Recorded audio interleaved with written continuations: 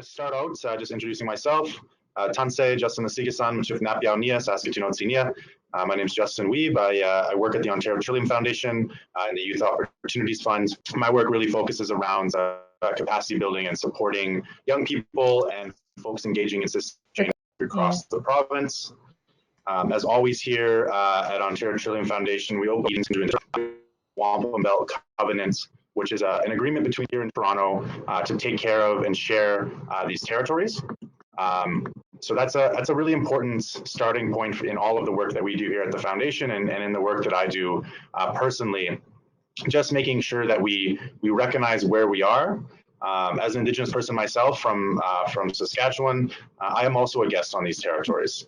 And for me, that means I have a responsibility and an obligation to not just remember, but act in good faith for those people whose territory this is.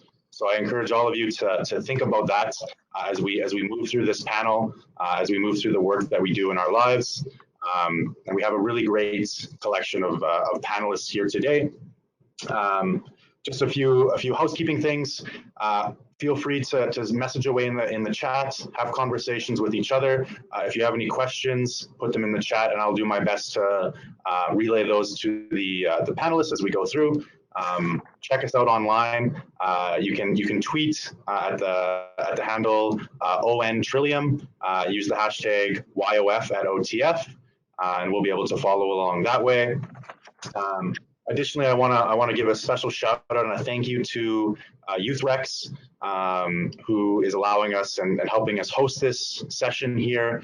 They're allowing us to use their online platform so we can come to you in live color video. Who would have thought?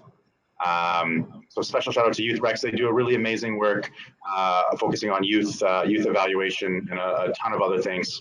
So please check them out online as well, youthrex.ca. And lastly, before I hand it off to the people you're really here to listen to, just want to set the stage a little bit for our conversation.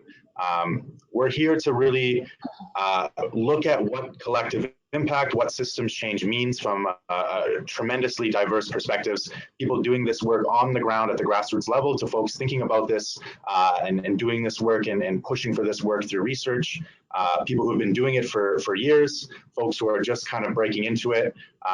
So we want to really hold that space, recognizing that selfishly at the Youth Opportunities Fund here, we invest in systems change work. We have a grant stream that focuses on supporting collective impact systems change work to support primarily young people, particularly young people on the margins who tend to be left out. We recognize that systems often fail folks at the margins the most. In our context, it's predominantly Indigenous folks, Black folks, racialized folks, and other young people who experience other barriers to their well-being. And so for us, it's really central that we don't just invest in young people, we don't just invest in programs on the grounds, but we also invest in work that will change the systems that are creating unnecessary barriers for people's well-being. So that's kind of a bit of a grounding. What I'm going to do to get us started is kind of throw it to the panelists, have them introduce themselves, share a little bit about who they are, where they're from, and how they got connected to systems change work. Maybe let's start with Ava. Do you want to get us started? Sure, happy to. So hello, everybody. Thank you so much for having me here. I'm really excited to have the opportunity to share some insights from our work in the recent years. So again, my name is Eva Serdalanos. I'm the manager of place-based strategies at the Center for Connected Communities here in Toronto. And just very briefly, I'd like to say that the Center for Connected Communities, what we do is we help people, organizations, and institutions unlock the potential of their own connected communities. And we do this three main ways. One is by connecting people to ideas, tools, resources, and one another, by translating across sectors, and by celebrating and elevating community building as some of the most important work done in our society. And I would say that the way that C3 connects to systems level change and systems level work is by applying our connected community approach, which is essentially how we do the work in communities, but also in strategies that sometimes are across the city or in different parts of the province increasingly now. And we have sort of like 10 different keys that we think are key in unlocking the potential of certain of connected communities, which we don't have time to get into right now. But one of those keys is working multiple scales, because while I really feel that systems level work is about addressing kind of the root cause of certain issues, we have to simultaneously work at different scales, and acknowledging that the reality for people on the ground is that we still need those programs and services to support them.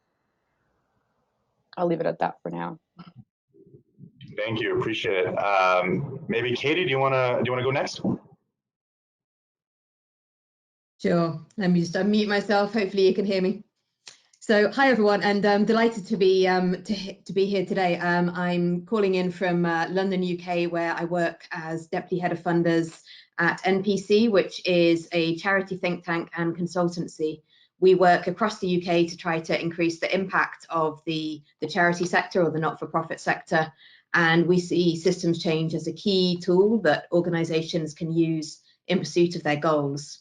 So we've published various publications on systems change, trying to unpick it as a concept and trying to also give practical advice and guidance about systems change tools, tactics, and strategies.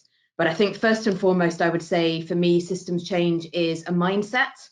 And one of the points that we've made in our work in the UK is that mindset trumps method. So a lot of it is actually about changing the way that you think about an issue and changing the way that you approach it. And that can mean looking really long and hard at yourself, your role within a system, as well as trying to change and influence that system. Awesome, thank you, Katie. I'm not sure, folks. I'm getting a little bit of lag, so just bear with us as we do our best to manage that. Kevin, do you wanna go next? Sure. Hi, everyone. My name is Kevin Barlow, and I'm the CEO for the Metro Vancouver Aboriginal Executive Council. We're kind of like an umbrella organization that oversees a majority of the Aboriginal organizations in Metro Vancouver. And there's an estimated 70,000 urban Aboriginal people living in this area. I am Mi'kmaq from New Brunswick, so I've been out here for about 5 years. And our organization, when I began, adopted a collective impact approach, because what we were finding was that even though a lot of different stakeholders have interest in our community, there was still a lot of silo kind of approaches, and nobody was really helping to address the crossover between certain mandates or that type of thing. So because we are an umbrella organization, we can sort of be that conduit to trying to identify what the global needs are of the urban Indigenous population here, and try to resource or identify what resources are needed to really change the way we approach things. So our collective impact approach is now in more of a shared measurements phase, where we set our common agendas, and we're now trying to determine just what we're going to collect and how we're going to share that and measure the progress that we have set in motion. Thanks. Awesome, thank you, Kevin. And last but not least, Nikki. Hey everybody, so I have my own initiative that I started in 2015 called Makino. And so what we basically do is we build capacity for social and systems change, but within and outside of the justice system. So there's a few different things that we're working on currently. One of them includes a collective impact sort of effort. But before I talk about that, I'll just really quickly tell you the main kind of project that we're working on right now, which has like a few different components. It's called Project Lucid. And so there's so the two big kind of projects under that umbrella are community-based action research projects. One is looking at gaps in supports for people who are in adult provincial custody in and around the GTA. And then the other, which is funded by YOF, is looking at, it's pretty much the same kind of project, but it's looking at gaps in supports and barriers to community reentry for people who are in the federal system. Both are looking at 18 plus, but within community, we define youth as being anywhere up to the age of 29 and sometimes up to 34. But in the justice system, youth is 12 to 17. So I'll talk a little bit about like the impact of that later. But the collective impact table, so what we're hoping to do right now is, like, our overarching goal is working towards reducing incarceration in Ontario, which is a big lofty goal. And so one of the things that we're working on right now is using Project Lucid findings to propel some of the work that we want to do going forward. Awesome. Thank you all so much. I really appreciate those openings, and I think we've done our best to really assemble a great group of people who can speak to collective impact and systems change from very different angles. So kind of moving into that, I'd love to kind of go around again, and I'll kind of start in a little bit of a different order. But really want to hear at a high level, what does systems change mean to you? Collective impact, what does that mean to you in your own definition of those things? And why is it so critical? Why is it such important work for our sectors? So maybe I'll start with you, Katie. Thanks, Justin. And so in terms of what systems change means to me, as I said before, I think it is first and foremost a mindset.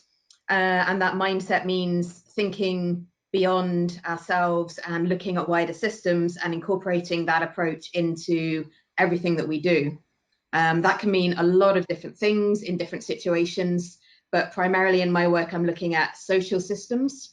So for example, we're currently doing a major piece of work on homelessness in the UK and what it would take to end homelessness.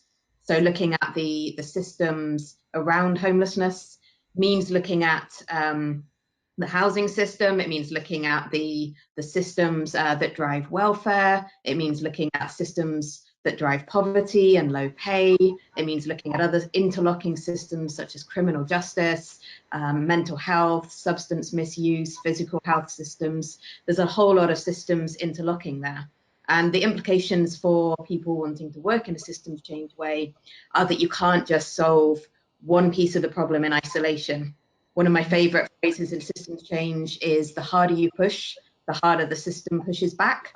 And I think what that really means to me is that if you push in one part of the system, often you'll find a different issue will pop up in another part of the system as other bits of the system are responding and reacting. So if you're trying to change government policy on an issue, you might find that something else changes in another part of the system and prevents your work from happening. So really, in order to be successful, systems thinkers try to incorporate as much as they can of that context into their work. And I can talk a little bit more about what that means in particular examples later on.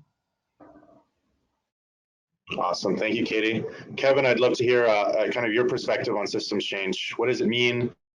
Any of the kind of initial learnings you've had from some of the research and the things that you've been doing from an Indigenous perspective on collective impact? Yeah, certainly. I think one of the things we look at, right, is that historically systems have not served the Indigenous community too well. There has been a lack of understanding about the different worldviews that we have, and there's been a cumulative effect of a number of different traumas that have continued even more recently in the last 20, 30 years. And so these impacts have been there, but the systems have not really tried to allow us to really deal with these things in an effective way. So in this age of reconciliation, I think one of the things that we're looking at is trying to influence systems to show them that the systems are not being fair to us. I'll give you one example. Like a vast majority of Indigenous children being placed into care are being placed into foster care because their original parents are poor. They can't provide the basic necessities.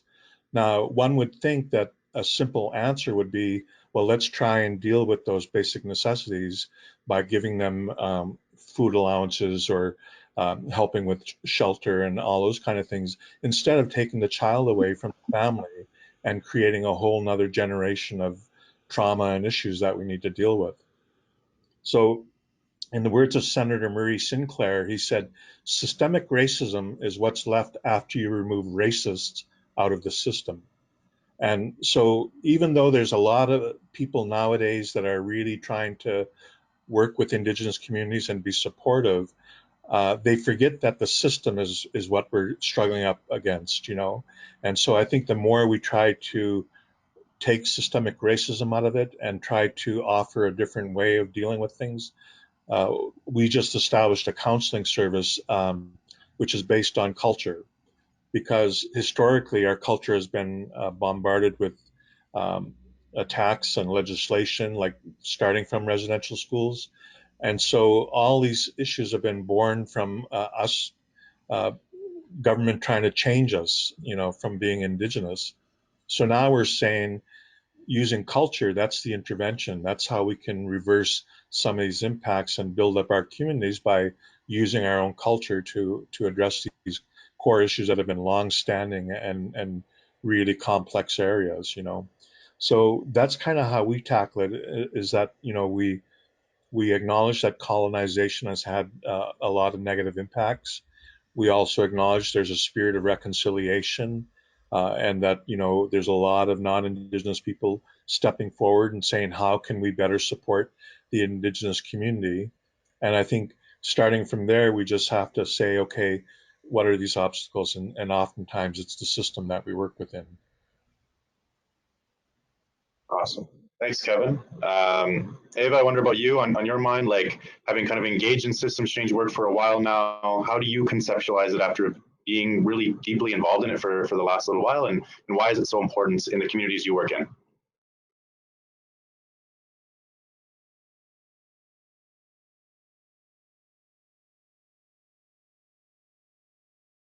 I can't hear anything.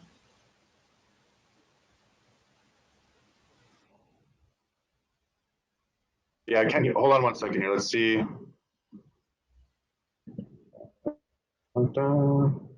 Anything now, Eva? All right. Well, let's go to Nikki. Maybe in your mind, Nikki, and we'll try to figure out on Eva's end. But systems change. What does it mean to you? Why is it so important in the communities and in the spaces that you're working in? Much like Katie was saying, I think I also think it's a mindset, but I think it's also a process as well. And so much of the work that I do is kind of centered around kind of creating the conditions for the change to be able to happen. And the reason why that's so important with the work that I'm doing, so within the justice system, so I think when I first sort of started looking at systems thinking and how I could integrate that into the work, I hosted a event that was looking at why we haven't been able to reduce incarceration in Ontario. And in kind of preparing for that event, I was looking at some of the stats, and I noticed that although youth incarceration, you're good now? Although youth incarceration, although youth incarceration, so the 12 to 17 age bracket, although that the number of youth that were being incarcerated in that age group was sort of going down, at the same time, over like, let's say a 10-year period, the number of people age 18 plus has gone up in terms of the number of people in Ontario who've been incarcerated. And as Katie was saying earlier too, there are a number of intersecting sort of systems that one needs to kind of look at, but just in terms of capacity and resources for the collective impact efforts that we're doing right now, I'll talk about it a little bit later in terms of barriers, but one of the things that kind of happened was we were kind of spinning our wheels trying to figure out where we could start in terms of being able to facilitate efforts to reduce incarceration in Ontario, because it's a huge, ambitious goal, and there's a number of different factors and systems that are intersecting. And so I'll talk a little bit later. Actually, I'll save it for later, where we sort of ended up landing for our collective impact efforts. Awesome. Thanks, Nikki. I think we figured out things for Eva. Yeah, sorry about the hiccup. It said I was muted by the organizer, but I didn't think that was true. In any case, systems change. I mean, when I think of systems change, I think about the various systems at the various different levels, right? Systems can be kind of international, national, provincial. And one system that I find is tends to be overlooked in kind of community development and community building work is the systems that exist at a neighborhood level, right? So very much like a place-based approach that makes the people on the ground who either live there or work there part of the solution. So as I kind of mentioned earlier, for me, systems change is really about addressing the root cause of something, but to also say that I very much agree with Katie in that it is a shift in thinking. And the extension of that would be that it is a shift in how we do things and how we work with one another and how we relate to one another. I think we spend an awful lot of time in the sector talking about outcomes and measures, and I think that it's definitely something that needs to be there in order to measure how things are changing. But we also need to place a lot more value in terms of how we relate to one another, right? And focus on the process of how we do things. Often in community development work, and also very much in systems level change, how we arrive at something is just as important as when you arrive at any given change, because it is what builds the social infrastructure, it is what builds that social capital, it is what engages a multitude of players, and that is what we need in order to create actual systems change. We need everyone to be involved.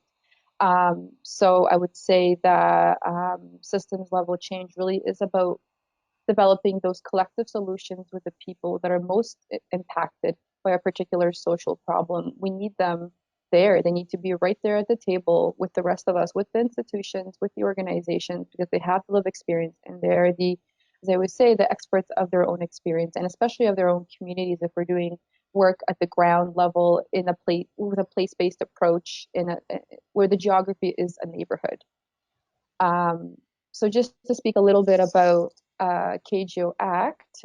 So this is a 3-year initiative that was funded by OTF that just recently wrapped up. And what we were trying to do with KGO Act was shift how organizations support young people in the community, but rather than looking for the behavioral change to happen in young people, as a lot of our interventions tend to do, which is also important, has its value, not to downplay that. But the behavioral change that we were looking for was for organizations to change how they view young people in the decision-making process.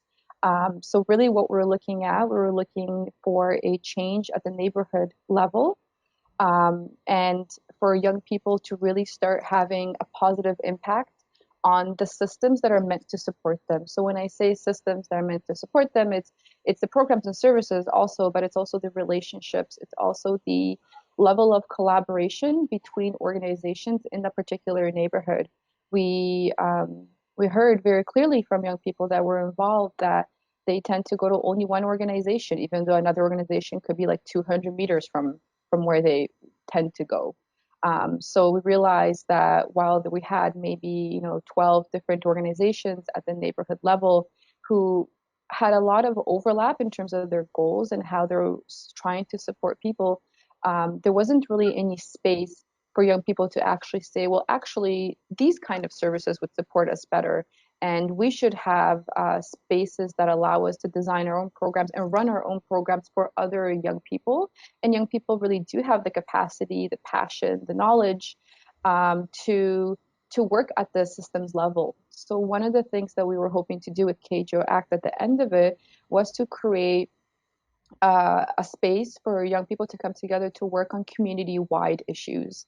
And I could say a lot, so I could talk about KGO Act for hours, but one thing I'll say is that systems change at the neighborhood level when young people are truly leading something means that organizations have to get comfortable with being uncomfortable, because we cannot predict where it's going to go. And if it's really about putting young people in the driver's seat when it comes to systems change, then we have to basically get out of the way.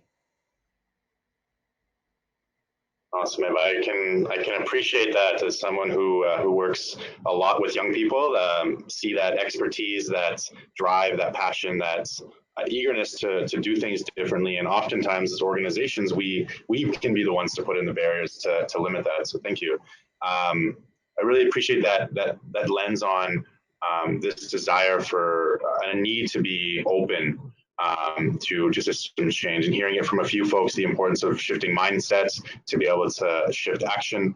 I'd love to go around again and just kind of checking around some of the lessons learned. And so I'm hearing some of those lessons, the importance of coming into this and being open to change, being really intentional and valuing the expertise that folks across the board, whether they're in organizations, on the ground in community, that we all bring something of value to this work. But I'd love to hear other kind of lessons learned, breakthroughs, things that people who are interested in collective impact or engaging in systems change work, that they need to hear to be able to go out and start to do this work effectively themselves. So maybe I'll go to Nikki if there's anything off the top, lessons learned, breakthroughs coming into this work. Can I ask? I'm someone who often needs some time to process my responses, and I often build off of what other people are saying. So if you could shift it to someone else for a second, come back to me, that would be cool. No problem. Yeah, I'll throw it. Kevin, how do you feel about jumping in on that one? Sure. I think one of the things that we are learning with our approach to collective impact is that really, when I look at it, it's in a simplified way. It's just a fancy way of saying let's all work together for a common goal, right? But I think there's times when people think they're so entrenched in whichever source of funding they get and the reporting mechanisms that are there, that they sometimes think it's more work, I guess, to begin to start to work across mandates. And I think that's the challenge that we are up against, is that people aren't resonating necessarily with the term collective impact. And so we've been trying to find another way of, reframing that so that people kind of see what we're talking about. And I think, our effort is to try and let people know that once we start working in unison, I guess, it should make everybody's jobs easier. I think that's what we're trying to dangle as the carrot type thing. So I think, that little reticence at the beginning it's justifiable, because I think, as I said, some people might get funding under the Ministry of Child and Family Development, and others might be getting funding from a health authority, and others might be getting funding from a municipality or that type of thing. And each one has their own mandates, but also constraints as to how those dollars will use. In our particular case, we serve Metro Vancouver, but we don't necessarily get funding from most of the other municipalities in Metro Vancouver. We're situated within the city limits of Vancouver, and we enjoy some good partnership and support from the city of Vancouver, but the others don't provide that. So their funding can only be used for work that we do in Vancouver, but because we have a mandate broader than that, we have to use other sources of funding to kind of make sure that we're serving our service area, but also not jeopardizing the funding that we get from any one source. So I think that's an example, I guess, how individual organizations also face those same challenges, where a particular source of funding may have certain constraints, and so how do we kind of move beyond that? And I think, I think the challenge also is that a lot of our member agencies are frontline direct service organizations that they're right in the fire. They're dealing with, frontline issues, the opioid crisis, the homeless count, and things like that, And so when we come in thinking more of this big picture systems issue, I think sometimes it's hard for them to make that connection to how is that going to help them deal with the people that are knocking at their doors at 7 o'clock this morning, for example. So I think that's our challenge, but I think it's also an opportunity where we can say, if we can better define what some of those issues are and what it's going to take to really make the change, then we can begin to keep working at the systems to be responsive.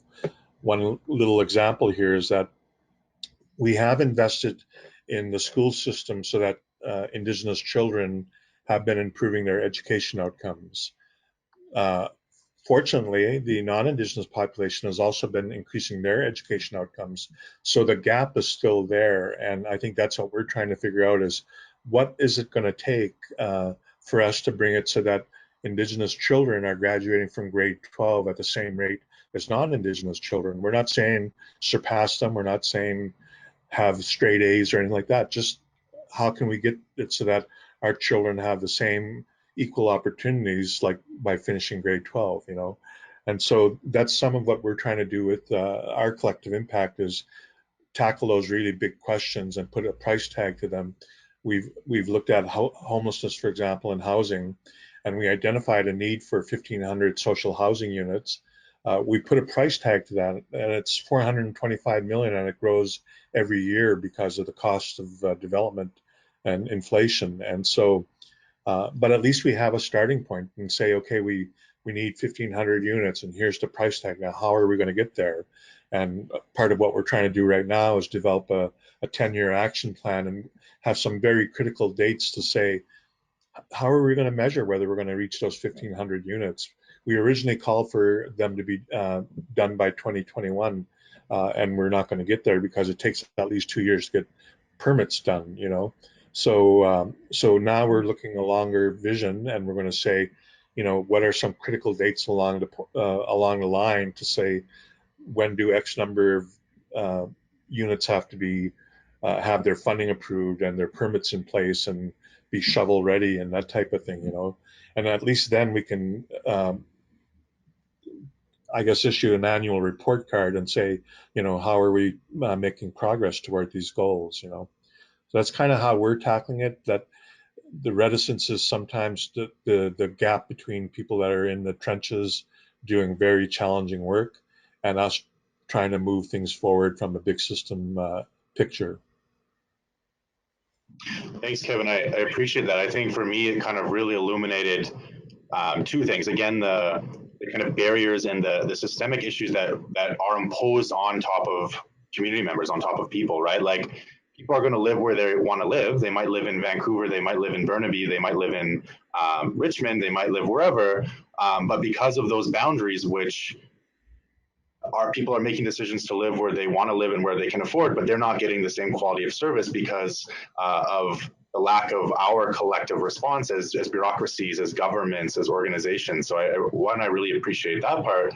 And the other part I think you illuminated really well is around the clearness of what is the change that we're trying to make. And so maybe go to Katie. I think that kind of might connect to some of the work that you've been engaged around theory of change and how important that is for systems change work. Thanks. Yeah, and thanks to the other panelists. I think everything that people have said has really resonated, particularly the importance of working at different scales and being led by people with lived experience of the issues. Picking up on that particular issue of how do you understand the change that you're trying to seek. As Justin mentioned, we've been doing some work on theory of change in conjunction with Lankelly Chase Foundation here in the UK. And they were particularly interested in exploring whether theory of change, which is a very popular method here in the UK for understanding how your activities lead to your outcomes and to your goals, they wanted to understand whether theory of change was providing a barrier to systems change or whether it was a useful tool for systems change. And so we had a lot of conversations with different people, practitioners of systems change, practitioners of theory of change, frontline organizations, community groups, funders, philanthropists, academics, people from different parts of the world. And it essentially came to the broad conclusion that it's about how you use it. We're picking up on other points that have also been made by others. Effectively, if you use theory of change in a systemic way, it can be a very helpful tool.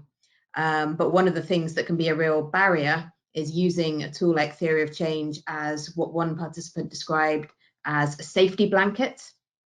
And I think that picks up on some of the points that that Kevin was perhaps raising about how at the beginning of projects, often funders want grantees to set out their plan for what they're going to achieve. It can be very tempting for everyone involved to sort of use that as a safety blanket as you proceed.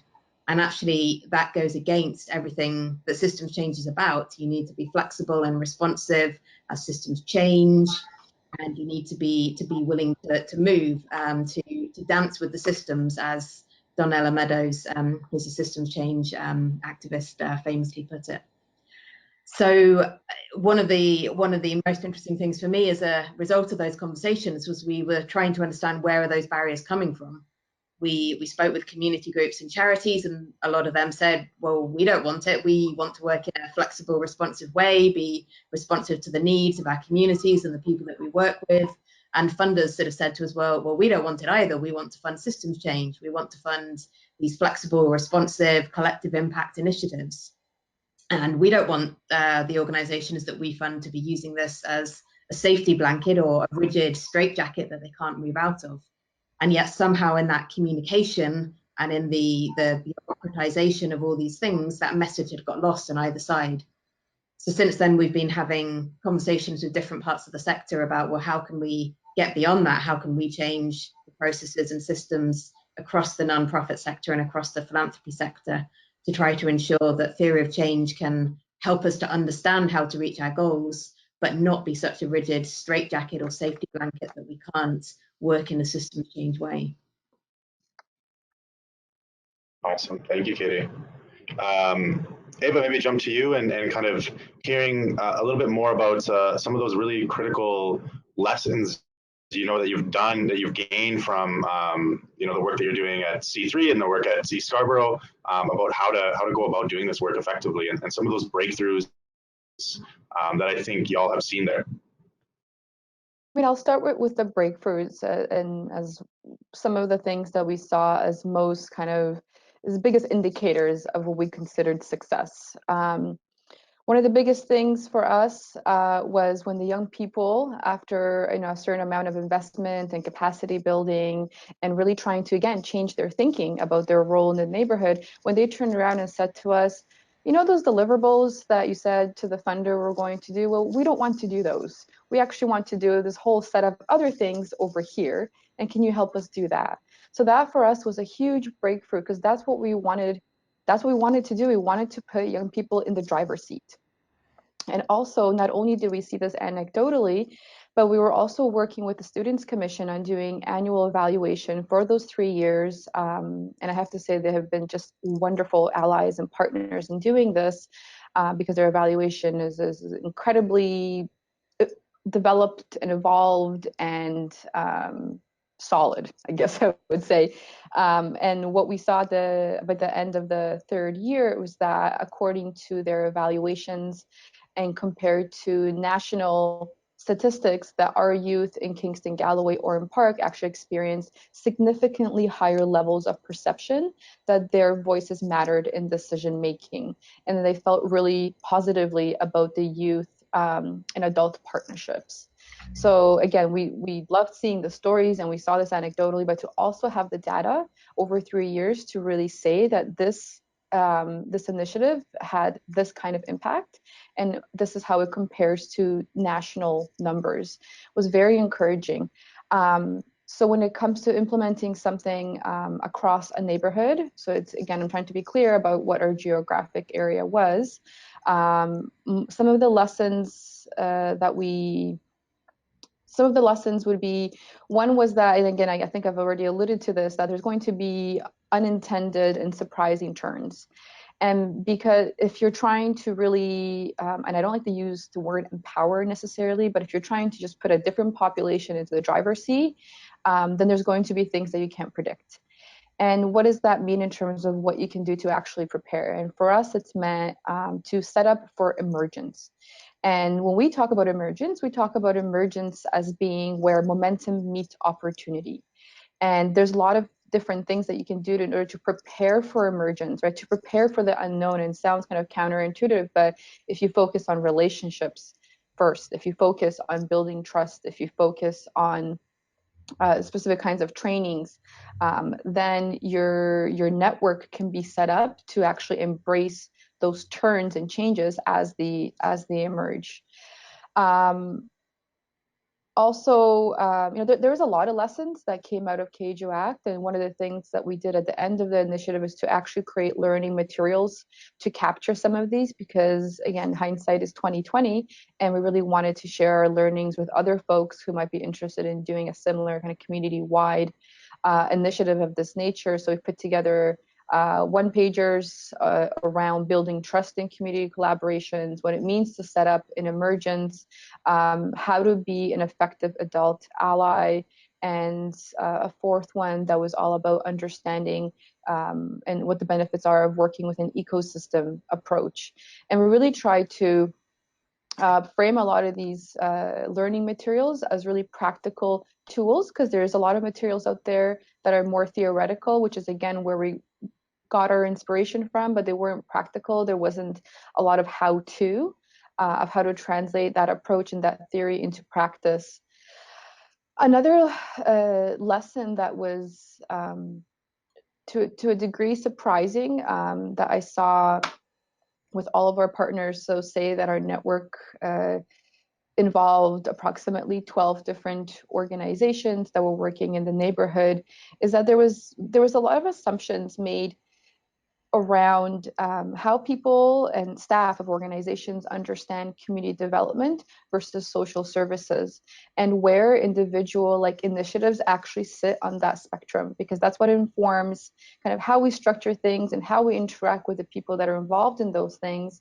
So there was quite a bit of trying to tease out who understands it in this way and what kind of supports do they need in order to really understand the difference between applying a service lens to a program that, say, a youth worker is working on, which again has its value, but also shifting, changing how you think, changing how you're interacting with those individuals, and having like your community development hat on.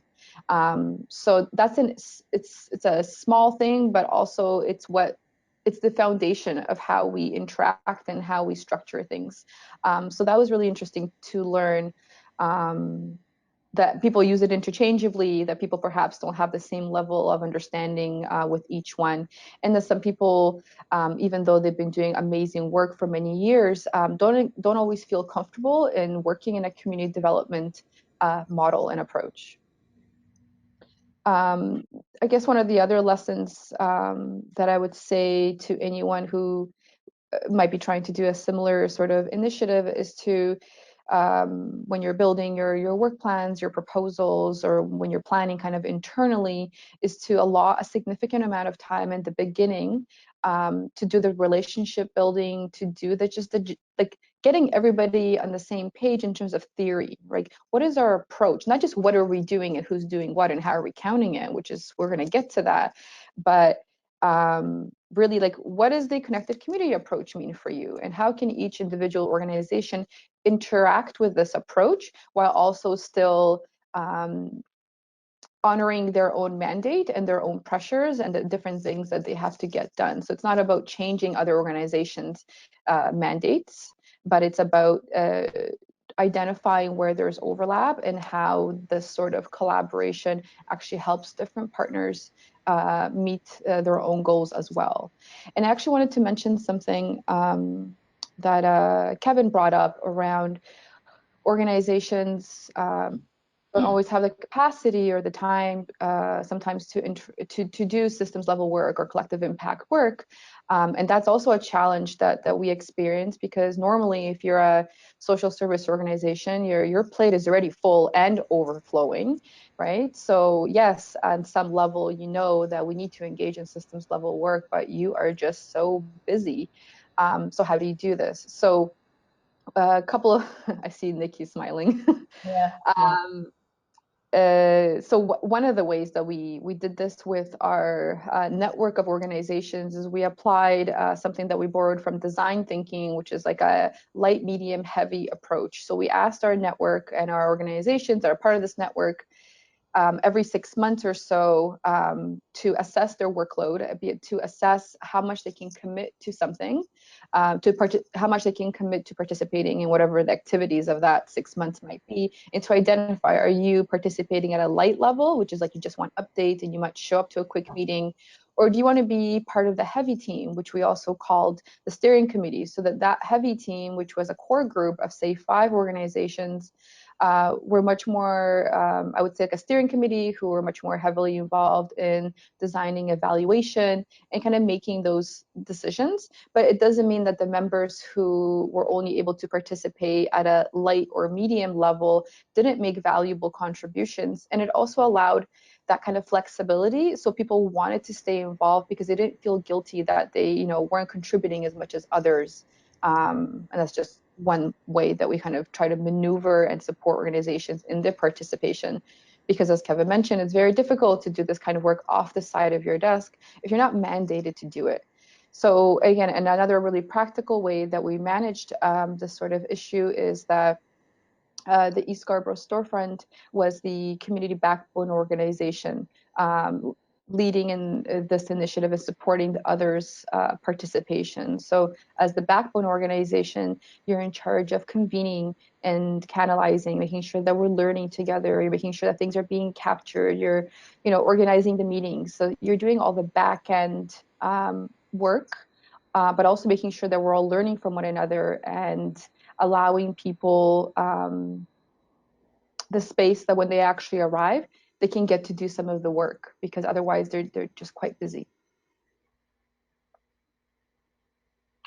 Awesome, thank you. I want to pick up on a couple things and kind of bring it to the larger panel. But first, I did have a question come in just around Emergence. So Ava, you'd mentioned Emergence kind of early on there, and one of the attendees just asked if you can kind of just repeat how you defined Emergence.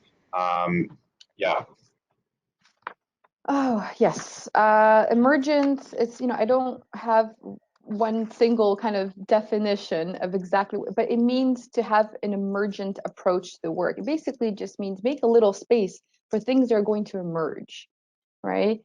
We talk about at Storefront, the way that we kind of all remember what emergence is, and the short form is that emergence is where momentum meets opportunity. So what I mean by that is that rather than trying to push something forward for which there may not be momentum from residents, for example, right? You want to build like a fertile ground, so to speak, and be able to identify where there is the opportunity, the excitement, right? So perhaps it's not exactly what you thought you were going to do, but there emerges a group now that is really excited about doing, whatever it is, X, Y, and there's the opportunity to get this sort of funding, for example, and let's go with that because it's a resident identified priority. Does that help?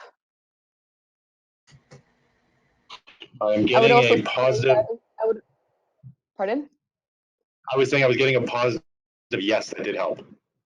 Okay, great. I'm glad. The one thing I'll add too is that on the Center for Connected Community website, we have these one-pagers available for anybody who's interested in learning a little bit more.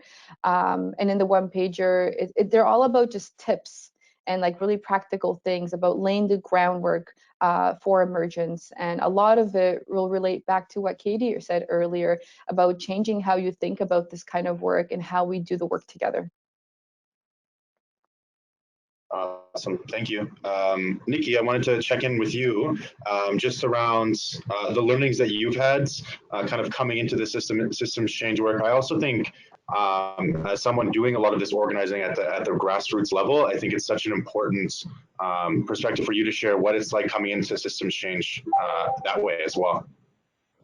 Yeah, so I was actually gonna speak from that perspective, just to kind of like go into sort of like how I don't want to say, so I feel like Makino is doing sort of systems change work many different ways, but with the collective impact group specifically, I guess I'll just tell a story of like how I kind of started the collective impact group. It was almost kind of like sometimes I feel like people maybe don't start efforts like collective efforts because, or collective impact efforts. Like I know it's sort of like a buzzword or whatever. It's like the hot thing that was going on for a little bit. So sometimes that also might make people sort of reluctant to want to engage in those types of efforts, much like what Kevin was saying earlier. But I think like for me, I kind of have this motto of like, just do it. Like I had no idea what I was doing when I first started like the collective impact stuff. Like I had read like a little bit about it. But basically what I did was I tried to be a little bit strategic about bringing people together. So that event that was held around like the why haven't we been able to reduce incarceration in Ontario, I was able to kind of use that as a springboard to like convene like a smaller, like that one had like about 40 people who had come to it from different organizations. I was able to use that to kind of like invite a smaller group of people, like people that I already sort of had relationships with and were kind of familiar with the work that I was doing, to kind of nudge them towards, hey, like, you know, we had this conversation, can we keep it going? Let's have a meeting. And so it just kind of started off as like, I set a date, I invited people, we started talking. We were talking sort of under the premise of like, how could we, like, what could we do to reduce incarceration? We're trying to kind of, I guess, gauge interest from people within the group on whether or not they would be interested in working together. So for a little while, what I noticed is that people would, whenever they were speaking to me, like we'd have these group discussions, and whenever they were speaking to me, they'd be like, so if you want to do, you know, this XYZ, and then I think gradually it's come to a point where now there's some ownership and it's we. So it took some time for us as a group to even kind of like, we're a group, we're a collective. Because first, I think it's really important to sort of highlight that relationship building has really helped us to get to where we're going. Because I think oftentimes what happens with these types of things is people get tired of talking about the issues and not actually taking action. And so I think one of the things that has kept people coming, one is their relationship with me as sort of the convener and the sort of ad hoc, I guess, backbone, you know, using the collective impact lingo. And then I think the other thing is that what I've tried to do is there's sort of the high level, like collective impact, like what are we doing at a high level in terms of like, we haven't even gotten to a theory of change. We've been meeting for almost 2 years and we haven't even gotten to that point yet. But we have gotten to a point where we are working on actually doing a service coordination sort of pilot project. And we kind of came to that sort of like after conversation, and we were kind of spinning around like what I was talking about earlier. And so what I was able to do is, and I think one of the other lessons too that people can take out of this is that sometimes there are things that are already happening, like efforts that are already happening, that you can kind of pull in and integrate to the collective impact piece, just as somewhere to start. Because I think the big thing that we had an issue with was, where do we start? Where do we start? Where do we start? Because it's such a big goal. We talked about all these different issues with the bail system and remand and all these different things. And so we didn't really know where to start. And then Project Lucid was kind of there. So I think as much as like I tried to build consensus among the group, and I think, you know, oftentimes people want to be able to build consensus to call it collective impact. Sometimes people just need a nudge. Like sometimes people just maybe, you know, I had like people approach me individually after meetings and be like, the group seems like they just really want some direction from you. Or so I've kind of used a mixture of like consensus building, getting input, and then kind of nudging the group in sort of a direction. And so the direction we ended up going was, here's some preliminary results from Project Lucid's research. And then I was able to use that to kind of nudge the group towards a service coordination pilot. And I feel like we don't have a lot of time for me to sort of get into sort of the, I guess, more details of it. But basically there were 2 pieces of data that came out that where we were like, okay, let's do this service coordination pilot. And so we've kind of left behind the high level collective impact, I guess, theory of change kind of development and all that stuff, so that we can actually do something that where there's information and data available right now as a group, just to keep momentum going, as was mentioned earlier. So I think the lesson in that is that sometimes it's okay. You don't have to have a strict structure, or you don't have to follow, the principles of collective impact down to a T. You can adapt it and take things from it that work for you. And I think, yeah, it's okay if there's momentum, as Eva said, if there's momentum on an issue. So at some point we'll probably get back to theory of change, but for right now we have some efforts that we can actually put some resources behind, and then I'll talk about some of the other sort of barriers that we've come up against later. Awesome, thank you. Thanks, Nikki. I think we lost someone there. Hopefully hopefully Katie jumps back on. I did have a couple things, because I think both Eva and Nikki, you talked about this, a couple things about the importance of I guess, the start. How do we start doing this work effectively? How do we, because oftentimes it's not so different, Nikki, than what you described. I'm engaged in this work and recognize the need for more coordinated response. And so I invite a bunch of people and we all get together. And then but how do we start in a good way? So Eva, I heard a few things from you, the importance about getting on the same page, importance of time for relationship building. I heard from Nikki, I think this strong sense of how do we build collective ownership over this and move from it being the individual, who it often is, who convenes the first conversation, who's then responsible for stewarding it indefinitely. I'm wondering, maybe I'll jump to you, Kevin, if you have any learnings around that, but how do you build that that sense of ownership, or how do you continue to convene all of these key people and make collective moves on stuff? If there's any practical insights, we'll start with you, Kevin, and then move to the others. But just around that building ownership, the time to build relationships, and then how do we actually start to move and have that shared ownership over what we do?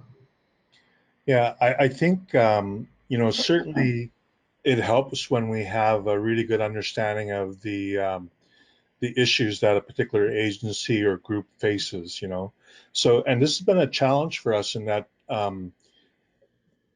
sometimes I believe collective impact might be easier if you're addressing a particular issue like mental health, for example, whereas we're talking kind of a population specific approach, and there's a whole bunch of areas that I need to try and address. Like I would like to see the reduced number of children in care. I'd like to see reduced number of people incarcerated. I'd like to see reduced numbers of homeless people and these types of things. So I think sometimes that's the challenge when you're talking a population, and it could include whether you're talking youth or women or Indigenous people as a whole. It becomes like a really big kind of task. I think one of the things, I was at a philanthropic conference, and I posed that question because I was having a hard time coming up with what would be our common agenda. And I was really thinking that maybe poverty is what is the common thread for Indigenous people. And so I posed this question to some of the philanthropists there, and one of them came back and says, well, if you're trying to set your common agenda, pick an area that you can hit a home run. She said, for example, if you try to improve education outcomes, then people will be able to get better paying jobs, and they'll be able to afford their homes and be able to eat better and take care of their families. And then the ripple effect over time would be that hopefully their life would improve. So that's when we began at least looking at trying to increase education, training, and employment outcomes. But the reality here in Vancouver, or Metro Vancouver, is that the cost of housing is so high that you can't look at one without addressing the other. So we chose, in partnership with our community, by coming to them and asking them, what they felt about this, was that they said we have to have a two-pronged approach. So we should be addressing housing and homelessness, but also increasing education, training, and employment outcomes. So these are two large areas which are a common agenda. And I think by having the community tell us this information, they then have ownership into the process. Not that they're jumping up out of their desks, mind you, to kind of start defining shared measurements, but they certainly at least are agreeing that, I think if we focus in these two main areas, even though they're big, we might then begin to have some traction and have some improved conditions that would have that ripple effect and improve a number of different areas. So I think that's kind of where we kind of started with it, was that, and I think language is important. Like I said, people have not necessarily started resonating with collective impact as a term. And we've done our best to try and demystify that and put it in, schematics and visuals and that type of thing. But I think if we can look at it within another maybe indigenous framework or something like that, that might help. So we have been anchoring it into a relational care approach that we have, that I've used in another organization that I worked with, and talking about indigenous human development frameworks. We started looking at defining a potlatch economy framework. We've been looking at the psychology of poverty, because it's not so much that indigenous people are poor, it's that there's a significant chunk of people that come with almost a psychology of poverty, where they think that that's all that they will ever know, that they the leap from becoming a homeless person to doing a PhD is, it's like getting to the moon, basically. And so there's people that, basically are limited in their view, and we have to somehow break that psychology so that people then begin to think, okay, if I take these baby steps, maybe things will start to change. And if we have the right supports and services, then we can hopefully be of better support to them. And that example I used earlier, it just seems so ironic and ludicrous to me that if a majority of Indigenous children are being placed into care because the family is poor, why don't we do something about trying to improve that situation so that that doesn't happen, and we can do that with the philanthropic community, the business community, others, where we're trying to provide these resources. We recently just signed a friendship agreement with the Muslim community, and they've helped create a bursary to start helping Indigenous people when they're going into college to at least have a little bit of help up, And these are small steps, but I think they can go a long way if we have the right partnerships and we define the right issues that we're trying to change. Awesome, thank you. Thanks, Kevin. Katie, just for your knowledge, we were kind of just touching base. I had heard from Eva and Nikki about kind of the importance of how you start, and oftentimes it's one person who's engaging in work and sees the need for all these different people to come together and figure out. To try to figure out how we can work together to create a different system or to address the issues. But just hearing if there's any insights you have about how to start effectively, how to build the sense of shared ownership over this work, to be able to move forward in the right direction and move from it kind of being, which I often see where it's individual led, maybe there's one organization or one key person who's really stewarding it. How do we move to more a collective impact approach, if you will?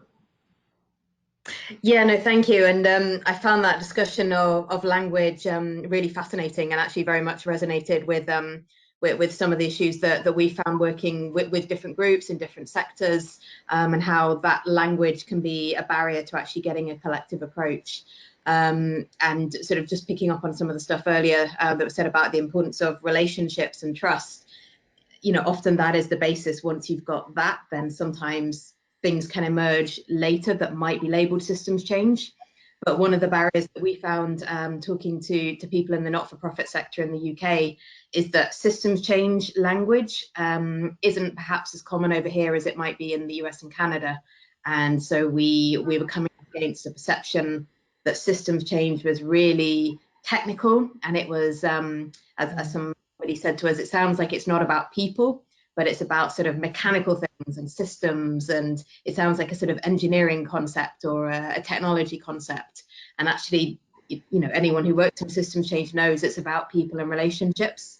So a lot of the discussions that we've been having in the UK is how do we how do we integrate that perspective of the importance of people, values, and relationships, but also thinking systemically and thinking about the big picture of what systems prevent people from getting the best outcomes in their lives.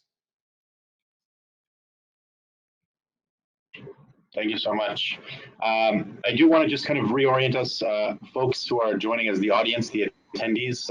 If you have questions or if there's anything you want clarification on, please. There's a panel on your screen somewhere that says questions, and within that panel, and it pops up on my screen, so I'm able to relay that to our panelists here. So encourage folks to engage. I want to just hold a bit of space here just to make sure people have a chance to ask any questions that they might have.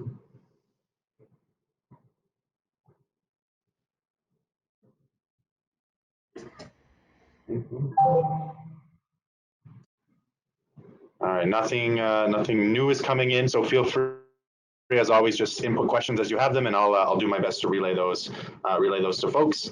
I'd love to hear a little bit more. Oh, lost Kevin. That's all right. He'll jump back on. Eva, you talked a little bit about this, and I want to make the connection to what we've been talking about now too, around building this sense of ownership and having what you talked about is kind of the different levels of involvement that people might have. So they're high engagement to kind of medium to low engagement. Any other insights you have around there? I'd love to hear how that came to be. Was that something that came out of more response to people's willingness, or were you drawing on something to share that? Well, the light, medium, heavy approach, I think I mentioned, we borrowed from design thinking and actually from a person who was involved in the redevelopment of the entire East Scarborough storefront space.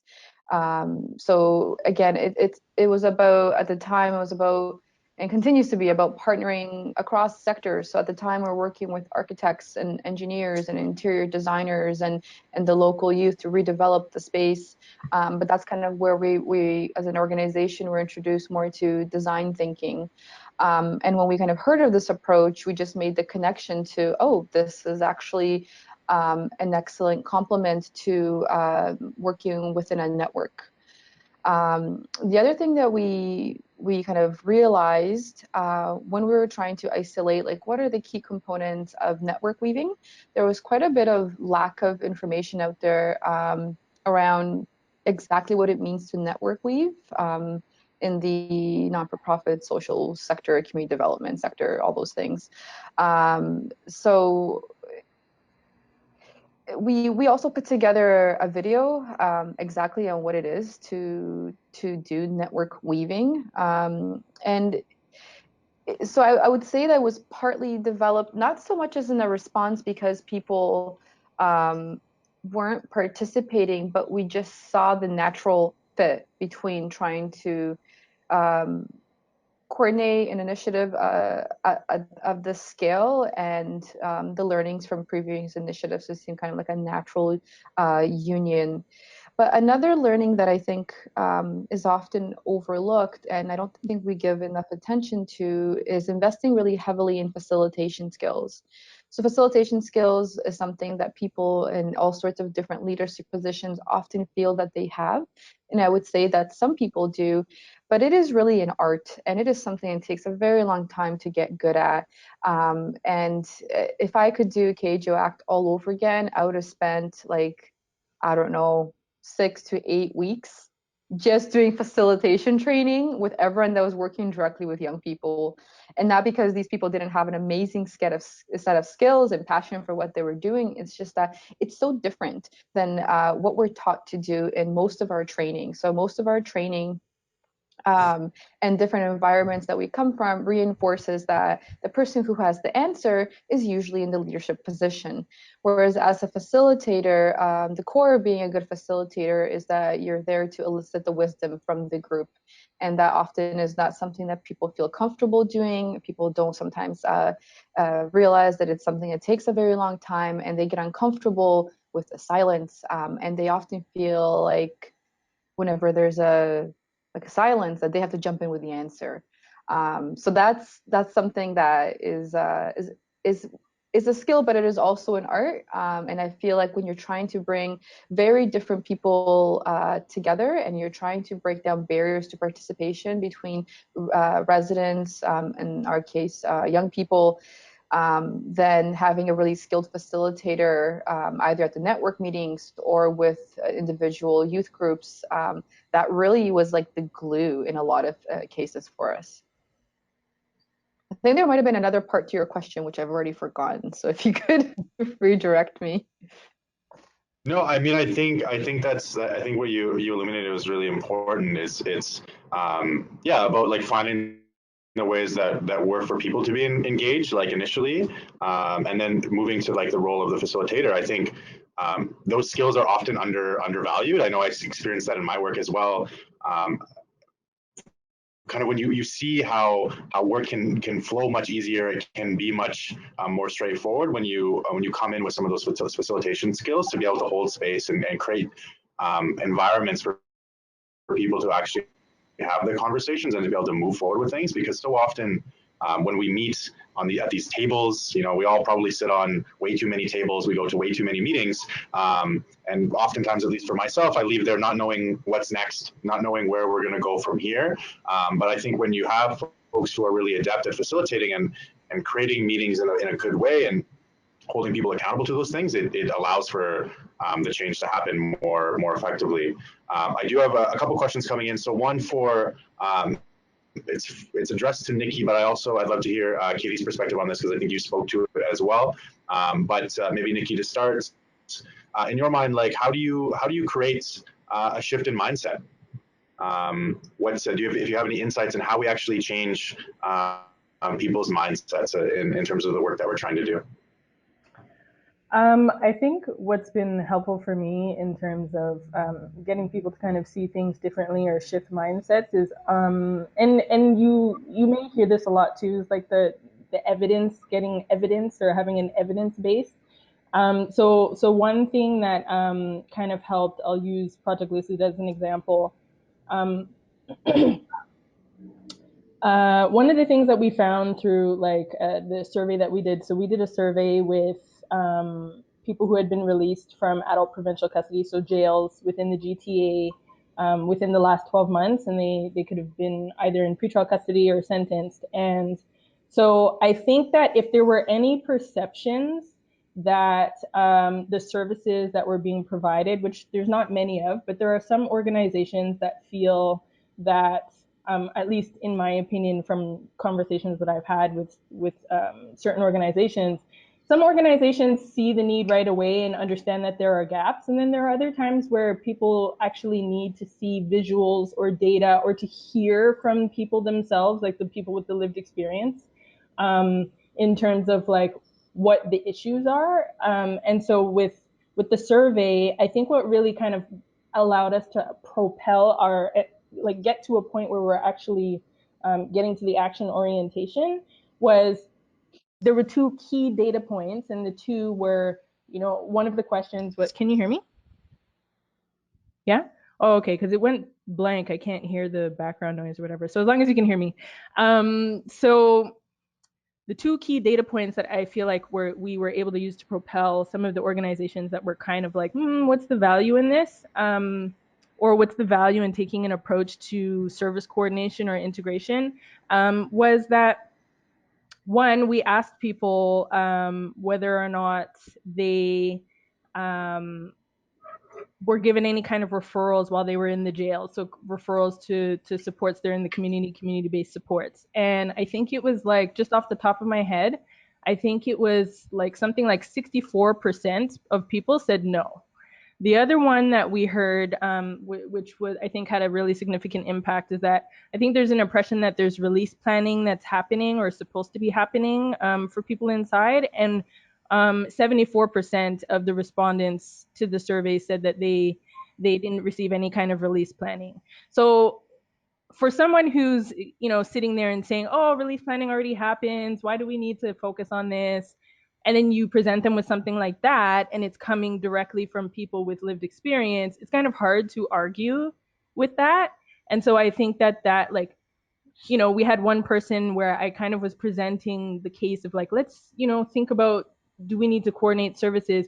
Before I presented those results, some people were like, no, we're not going to, we shouldn't focus on that. We're not going to be able to do that. And then after I shared those results, we were actually able to get consensus around the table around like, okay, yes, there is a need.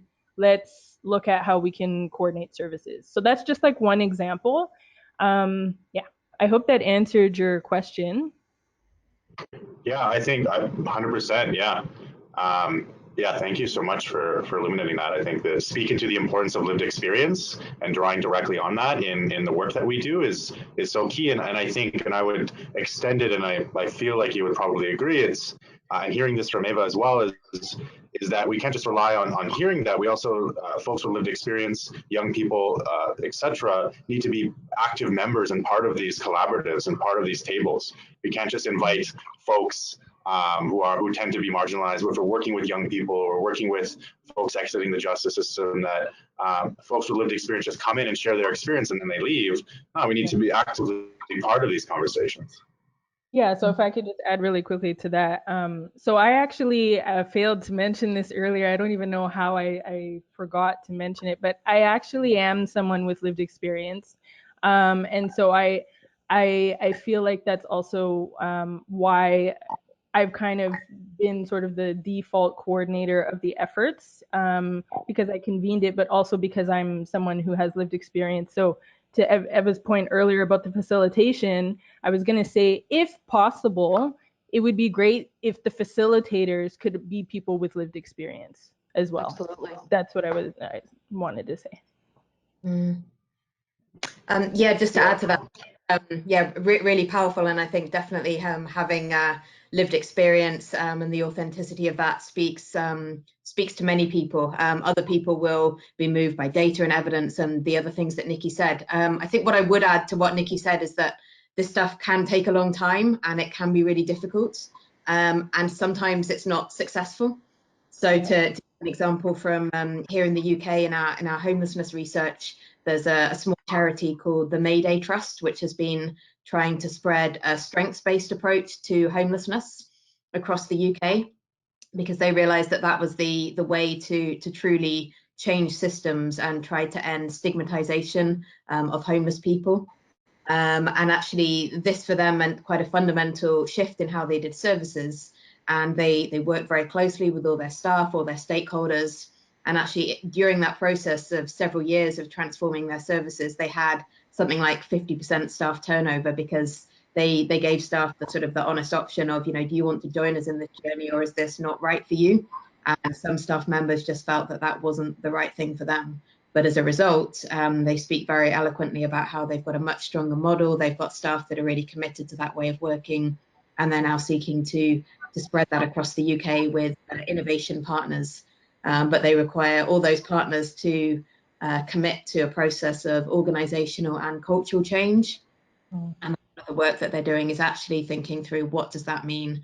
What does it mean to change the mindsets of organizations? What does it mean to change our culture? What does it mean to put people with lived experience in the lead? What does it mean to be building on their strengths, not trying to look at their deficits, which unfortunately a lot of the homelessness system more broadly does.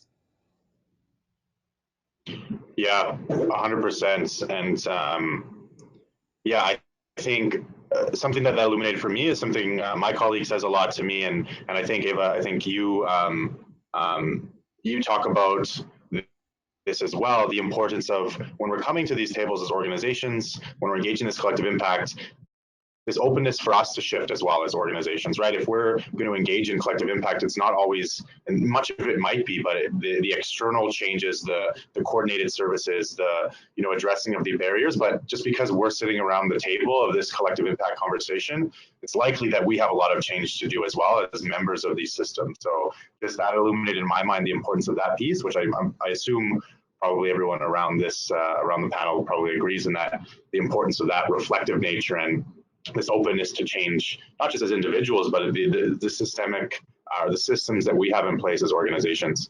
Got another question in directed at Kevin. And so specifically kind of because the focus of the collective impact work that you engage in is very population specific, we're talking specifically about Indigenous folks in the Metro Vancouver area. How do you identify what that change in the system will look like with Indigenous focus? And I guess ultimately, how will you know what will be different? Or how will you know when you've achieved success in doing the work for a very specific demographic? Great question. I think one of the things for sure is that this is kind of a long road that we're going down. We don't expect that things will change overnight, but I do believe that we have an opportunity here. So, for example, Vancouver has endorsed itself as the City of Reconciliation, and that came from one year they proclaimed it as the Year of Reconciliation. And they've had a couple walks here, and these walks of reconciliation walks have attracted hundreds of thousands of people. We held one session on reconciliation, and out of the 60 people that were there, easily 45 were non-Indigenous people. And so I think that window of opportunity is that most people are recognizing that a lot of Indigenous people have a lot to offer, but that there's also a significant portion in our community that are facing some extreme challenges. And I think if we were to address any of those negative social indicators across the country, if we do it in the Indigenous community, then we will probably reduce that indicator overall for the country, because we're just overrepresented in so many different areas, you know. One of the things that we do here at our agency is we developed a curriculum on cultural competency. And the difference that we take is that we give people a lot of pre-reading materials around residential schools and the early impacts of disease and warfare and things like that, so that we don't spend a whole lot of time talking about those things. We give it to people so that they have the historical context, but when they come into our training, that 3 or 4 hours is spent mostly getting into practical ways of how do you support and work with Indigenous people in today's context. And I think that's where a lot of people are in need, because the reality is that Indigenous people do access non-Indigenous service providers. They do deal with non-Indigenous policymakers and government stakeholders and things like that. So the more we can give people practical tools of understanding some of the root causes of these issues, the different worldviews that we're offering, and those types of things, then people have a better sense of where they can go forward. And I think that's kind of what we do. At first we were thinking that we would call ourselves a think tank, but we changed it to be a think and lead tank, because we are not just thinking about things. We want to lead the way to change the narrative and the dynamic that we're up against. And as I mentioned earlier, a lot of people, even if their hearts are in the right place, it's the system that is working against us. And so the more we can kind of wake people up to that fact, and then collectively work on how do we change that. So the City of Vancouver actually signed a MOU with us, and we are committed to working together to advance areas of interest and common concern. Those are practical ways of how we can continue this dialogue and come to a better place down the road, you know. But a lot of these things, you know, when I first started tackling them, and I was about 14 years old when I wrote my first proposal to the government, and it was funded. And so that's a long time of me trying to tackle these issues, you know. I can tell you that I have seen change from those early years, when government often still told us what to do, to now asking us our advice on how can we make something different. But, you know, a lot of the areas that I really would like to see changed, I'll be lucky if I see them in my lifetime, but at least I know we're on the right path if people continue to stand with us and educate themselves. You know, I think um, when I was growing up, you know, if you spoke broken English because your mother tongue was Mi'kmaq in my case, people would say, why don't you learn how to speak English, and you're stupid. And then, they were placing more value on the English language instead of acknowledging that the person was showing that they spoke two languages. And that's the thing. Many aspects of our culture and our arts and our language, they were devalued and treated as second class in many ways. And so today now we have opportunities to influence the environment.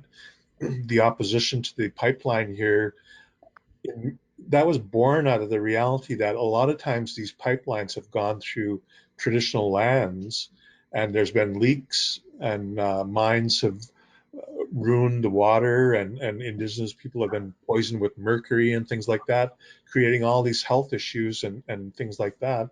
And we haven't really benefited from that economy. And then now they want to keep putting these things through. And then when people stood up, luckily it wasn't just indigenous people that stood up against that. There were other people that also said, no, we have to stop this until we are satisfied that the right conditions and environmental protections are there so that we can think about the future generations. That's the thing, that it's not just indigenous people asking for things from mainstream society. We have a lot to offer in terms of looking at the economy, the environment, looking after 7 generations, our whole extended family system. If we can bring back these things, we can deal with the number of children in care and the opioid crisis and things like that, and we just need the opportunities to kind of do so. So I think that's the thing, that it is a quid pro quo where, we can get something from, people standing with us, but we also have a whole lot to offer in terms of looking at things differently. And I think that's where, society as a whole can learn from us. Thanks, Kevin. That actually, illustrates something I want to ask to the rest of the panel as well. Just thinking about what is the role of I mean, we've talked a lot about the need to change the systems like that we're working within, but I wonder if in folks' minds, where does the space for imagining and rethinking different alternative and new systems, or in what Kevin described, returning to old systems potentially. Ones that actually worked for Indigenous people, for example. I wonder if anyone has any insights about where does that kind of fit in, or alongside systems change work, the need to create alternatives or create new systems, or return to old ones in some cases. I'll just kind of look to see if anyone's interested in answering that. I'm happy to say some words. Okay. It's a big question, right? That we could have a separate webinar just to talk about this. And I just jotted down a note earlier when you were speaking, Justin, about organizational change and what that means, and what kind of work we need to do as organizations to really open ourselves up to doing the kind of systems level work that we need to do. And it's an extremely loaded and complex question, because it's really about changing the organizational culture of organizations internally. And that means a lot of different things in a lot of different contexts. And to some extent, it might mean, decolonizing our organizations internally. It might mean identifying certain kind of white supremacy tendencies that have permeated organizations, that we don't label certain behaviors as such, but they are. It's about valuing different ways of knowing and different ways of collaborating. And it's often, there often isn't a lot of spaces in the not-for-profit sector, community development, just our sectors in general, to have these kind of conversations in a safe way, because people, get defensive, and they're also really difficult conversations to lead. And I'm not one to lead those conversations just yet, I would say. But it's so much of systems in my mind. So much of systems change work is very much also about changing organizational culture internally. And when I when I do kind of partnership workshops, one of the things we talk about is when you're partnering with someone who may not be from your sector or even from your sector actually, is to really have some exploratory conversations about what are the norms within your organization? What is your organizational culture? Because this is about understanding each other across sectors and across organizations, right? So if we can't even establish some basic norms about how do you like to communicate, what is your reporting structure, like what just basic cultural norms, having that understanding is for me where we build out from. Can I just say too, I just wanted to just quickly say, I think also like for us to get to a point where, potentially we're thinking of new systems that could be in place or going back to old systems. I think one important thing is that we really have to have an understanding, or it would be helpful to have an understanding of how did we get to this point today? Like sort of like what is the current state of things? One thing that I've tried to use to help with this, with systems that I'm less familiar with. So, for example, we did this. The Collective Impact Group did this with the bail system because it's a very large, complex system. We did like a system mapping. We used this. It's called Kumu.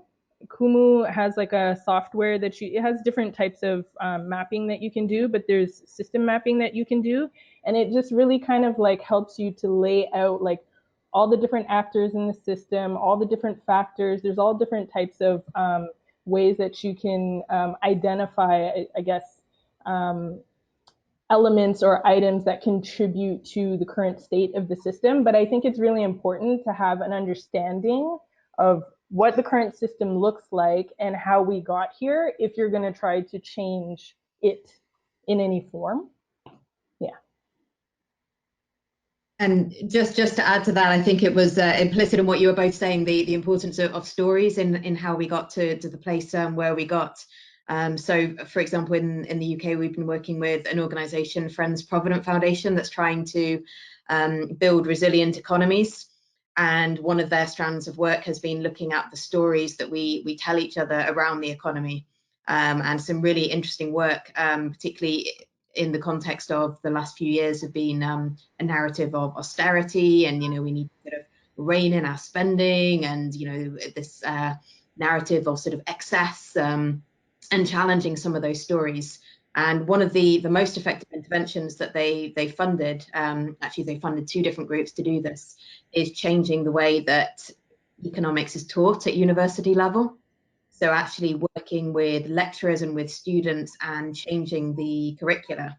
And that has had some short-term impact in the students that are graduating, but its real impact is going to be long-term, in 10, 20 years time. If those people are the people, hopefully, that are running the economy, then how will that change the way that the economy is run? So they're trying to play the long game with that, but also really thinking about that power of imagination and alternative stories.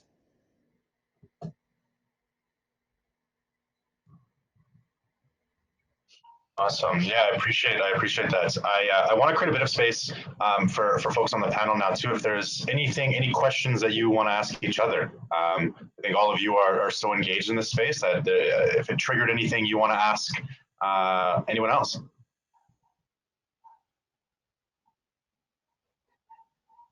Having a hard time thinking on my feet. I know.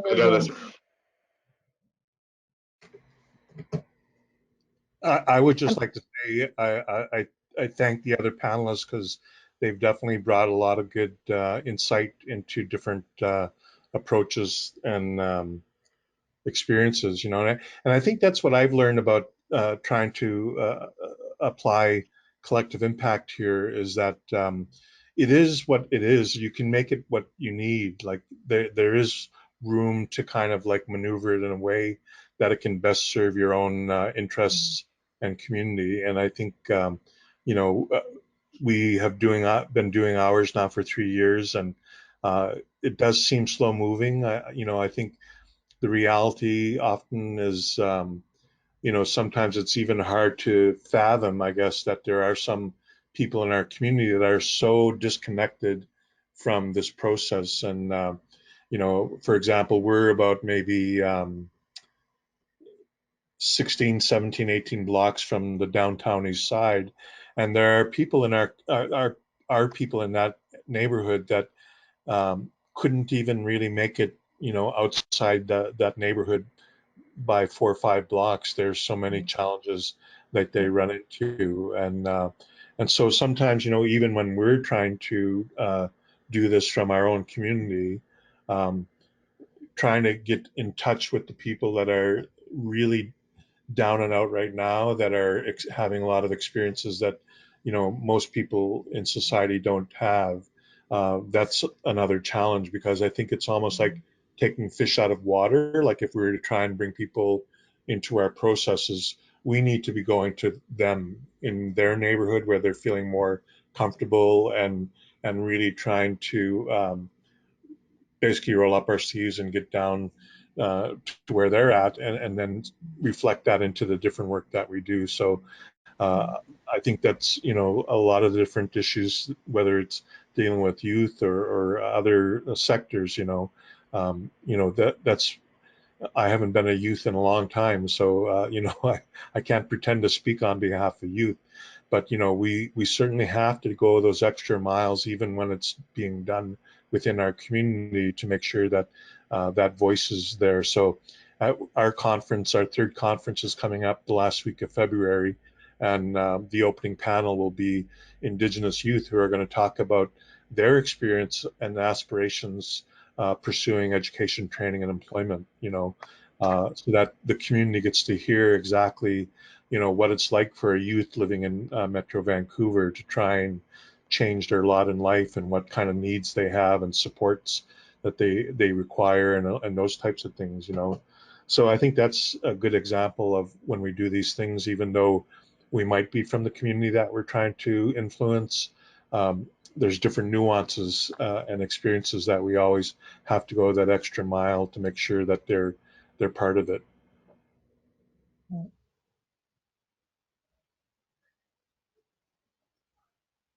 Great, thank you. Thanks for that, Kevin. I really appreciate that that kind of analysis and bringing that to the conversation. I want to kind of open it up again to folks in the sense that I feel like we're kind of wrapping here in some ways in terms of the conversation. So I do want to kind of go around again. Maybe I'll start with Ava, put you on the spot again. But if there's any kind of final thoughts, things that you want to make sure the rest of the folks on the call hear, any kind of recommendations, advice, things that you want people to check out moving forward. Sure. So a few things. When I talk about the connected community approach, something really worth mentioning is that the East Scarborough storefront was in existence for 18 years, and maybe at about year 15, we decided we should probably write down how we're doing this work. So really, like, the connected community approach has really grown out of practice. Which I think is worth sharing, because, as I mentioned, there's a lot of disconnect between theory and practice. And what we've done with that approach, and again, it's not a theory, but it's an approach, we've taken what we found to be the most useful and kind of successful pieces of different approaches and theories, and identified how they were present in our work. So our approach is about an asset-based approach to community development. We've borrowed from systems theory, from complexity theory, and the biggest piece that we've borrowed from collective impact is the value and the function of a backbone support. So I just wanted to kind of put that practical piece of advice out there. And again, all these materials are available on our website, connectedcommunities.ca. I'm also available for questions. If somebody wants to contact me directly, I'm happy to have a chat about some of these materials. And the kind of last my parting words, I guess, would be, in whatever initiative people are working on, is to really let your values lead you, because we all experience such difficult decisions in our work, things that we never anticipated, changing partners, different levels of government, different institutions we might be working with. But when those hard, difficult decisions kind of come up, staying true to your core values, regardless of how messy it is or how long it might take, to really try to stay true to those and make in your decision-making process. And it also doesn't hurt when you're working with a funder who's open to course correction. I know that's not always possible. OTF has been really good about that. Some other funders are still getting comfortable with that. But if you ever have an opportunity to early on have a conversation about, what would course correction potentially look like in our initiative, and kind of where are your boundaries and how flexible are you, that really allows you to stay true to what you're trying to accomplish and staying true to the people that you're actually trying to serve. Thanks so much. Who wants to share final thoughts? Sure, I want to thank the other panelists for all that they've shared. I feel like I've learned so much, and it's really great to hear everyone else's wisdom and insights. And so I guess my final parting words would just be about that importance of always learning, learning from the people that you're close to, but also trying to learn from others who are working on other issues or maybe in other locations, because I think there's so much that we can learn from each other, and things that we might hear happening over in one place actually really resonating and giving us, sparking new ideas for things that we can take back to our own work and our own practice. So thank you. Awesome. Kevin, final words, and we'll wrap with Nikki. Yeah, as I said, I thank everybody for their unique perspectives and experiences. And I think, us too, we have posted some of the materials on our website. So some of the papers and frameworks that we're trying to define are there to give some context. So feel free to visit mvaec.ca, and we're open to engaging people. Our conferences are generally quite low to attend. We just ask for a small registration fee to cover off some of the catering. This year we're going to be at the Van Dusen Gardens, which is going to be a little out of the downtown core and into a more natural environment. But they range between about 80 to 120 people that come. So it's the last week of February in 2019. I just want to say, just do it. Even if you don't know what you're doing, just do it, because you may see that it'll get to a point where you're making changes.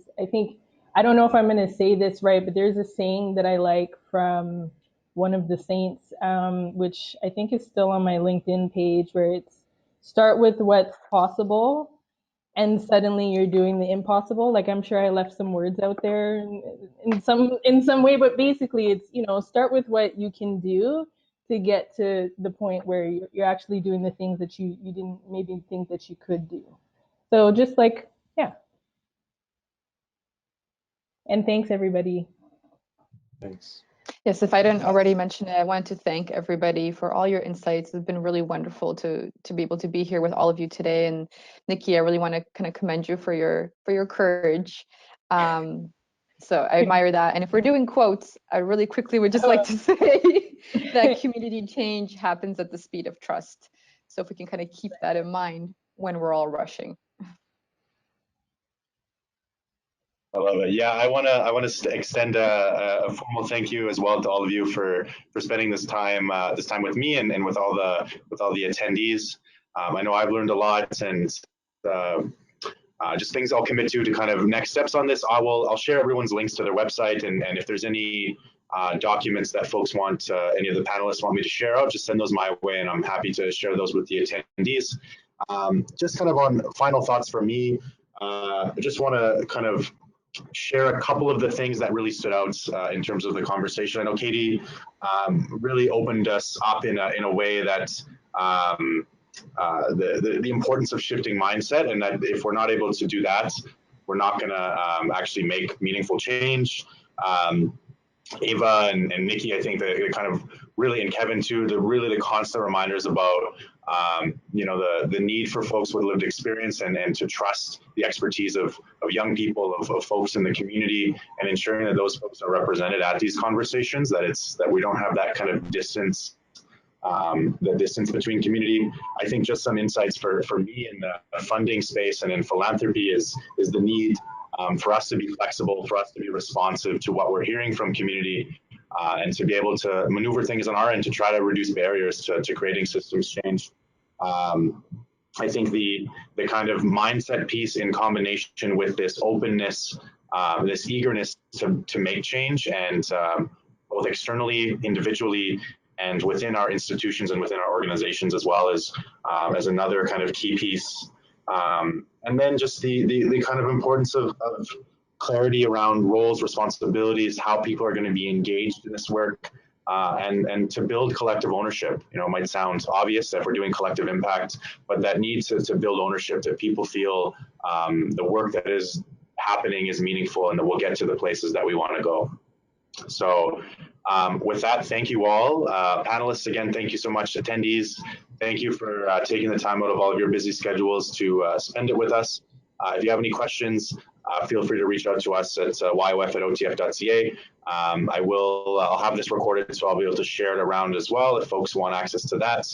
And lastly, enjoy the rest of your day. Thanks all. Thank you. Thank you all. Awesome. Thank you so much.